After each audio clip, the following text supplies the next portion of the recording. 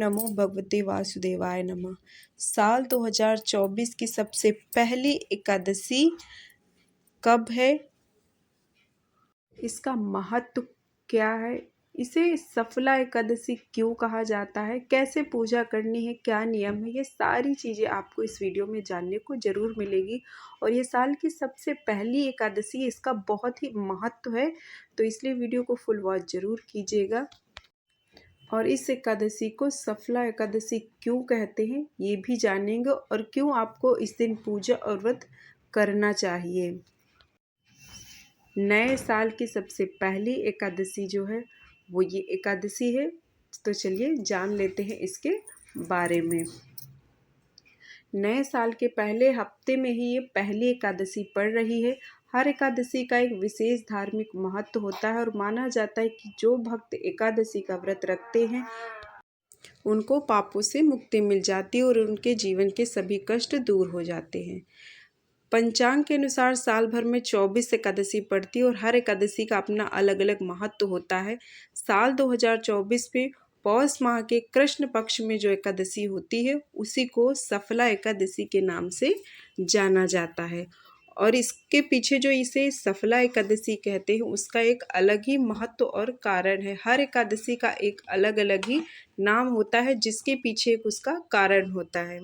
इसीलिए हर एकादशी का अपना अलग ही महत्व होता है। हिंदू धर्म में हर एकादशी के दिन व्रत रखा जाता है। नहीं व्रत रख सकते हैं तो पूजा जरूर करनी चाहिए।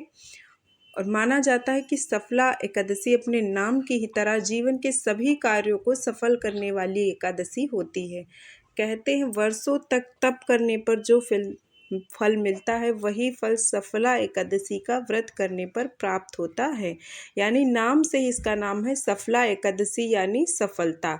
तो जो इस कार्य में कोई आप कर रहे हैं उसमें आप सफल नहीं हो पा रहे तो इस एकादशी को आप ज़रूर पूजा अर्चना कीजिए भगवान विष्णु माता लक्ष्मी की, तो ज़रूर आप उस कार्य में सफल हो सकेंगे। इसीलिए इसका नाम सफला एकादशी है। तो अब जानते हैं कि ये 2024 में एकादशी किस तिथि को पड़ रही है, दिन क्या है, कैसे पूजा करनी है, पारण कब करना है, व्रत कब से कब तक है, कब से कब तक एकादशी है, ये सारी चीज़ें जान लेते हैं कि इसका शुभ मुहूर्त क्या है और हमें व्रत कब रखना है। आप सभी जानते हैं कि जो एकादशी हो भगवान विष्णु जी को समर्पित है। तो भगवान विष्णु के साथ माँ लक्ष्मी की भी पूजा होती है और साथ ही माँ तुलसी माता की भी पूजा होती है। तो अब जान लेते हैं हम इसका सबसे पहले शुभ मुहूर्त। पूष माह के कृष्ण पक्ष की एकादशी तिथि को यानी 7 जनवरी को 2024 में 7 जनवरी को सफला एकादशी का व्रत रखा जाएगी। तो जो कि शुरुआत होगी 7 जनवरी प्रातः यानी सुबह में ही जो रात होती है 12:41 से शुरू होगी और इसका समापन होगा 8 जनवरी को। 8 जनवरी को 12:46 पर एकादशी तिथि समाप्त हो जाएगी। ऐसे में उदया तिथि के अनुसार सफला एकादशी का जो व्रत है वो 7 जनवरी यानी रविवार के दिन रखा जाएगा। तो हमें व्रत रखना है रविवार 7 जनवरी को सफला एकादशी का व्रत रखा जाएगा और इसका पारण होगा 8 जनवरी 2024 को। अब जान लेते हैं कि इस दिन सफला एकादशी के दिन आपको घर में तुलसी जी का पौधा ज़रूर लगाना चाहिए। अगर नहीं है तो आप इसको हमेशा उत्तर या उत्तर पूर्व दिशा में लगाएं। साथ ही रोजाना तुलसी माता की पूजा करें। ऐसा करने से घर में सुख शांति बनी रहती है। साथ ही सफला एकादशी के दिन भगवान विष्णु को आप खीर का भोग लगाएं और उसमें तुलसी दल जरूर डालें, लेकिन इसके लिए आप एक दिन पहले ही उसे तोड़कर रख लें। अब जान लेते हैं हम पूजा विधि। तो सफला एकादशी के दिन सुबह जल्दी आप सूर्योदय से पहले ही उठिए, उसके बाद स्नान करके स्वच्छ वस्त्र धारण करके आप यहाँ पर संकल्प लीजिए व्रत का। उसके बाद भगवान के समक्ष आप धूप दीप फल जितना भी पूजा अर्चना होती है जिस तरीके से आप विधिवत पूजा अर्चना समर्पित कीजिए। इस दिन आप पीले रंग को वस्त्र भी पहनिए और पीले रंग के वस्त्र फूल भोग पुष्प ये सारी चीज़ें जरूर करिए, बहुत ही शुभ माना जाता है। उस दिन भगवान विष्णु को पीला रंग बहुत ही पसंद है तो आप उनको ये सारी चीज़ें जरूर अर्पित कीजिए। एकादशी के दिन भगवान विष्णु के समक्ष नारियल सुपारी आंवला अनार चढ़ाए जा सकते हैं। इसके अलावा आप कथा पढ़िए, भजन कीजिए, कीर्तन कीजिए, आरती कीजिए, सारी चीज़ें बहुत ही शुभ होती है। अब हम जान लेते हैं सफला एकादशी व्रत का महत्व क्या है। सनातन धर्म में सफला एकादशी का अधिक महत्व है। सफला एकादशी के दिन पूजा व्रत करने से साधक के रुके हुए सारे काम सफल हो जाते हैं और सदैव जगत के पालनहार भगवान विष्णु जी की कृपा बनी रहती है। साथ ही अन्न का दान करने का विधान है। उस दिन आप ज़रूर, जिस दिन आप व्रत रहें उसके बाद आपको थोड़ा बहुत जितना हो सके अपनी क्षमता अनुसार आपको दान जरूर करना चाहिए। इस दिन व्रत और पूजा करने से आपके सारे जो रुके हुए काम नहीं हो पा रहे थे वो काम जरूर सफल होते हैं और साथ में आपको भगवान विष्णु की, साथ ही माता लक्ष्मी की भी कृपा जरूर बनती है। इस दिन दान करने का भी विधान है। धार्मिक मत है कि सफला एकादशी का व्रत करने से साधक को जीवन के सभी पापों से निजात यानी सारे कष्ट से आपको मुक्ति मिल जाती है।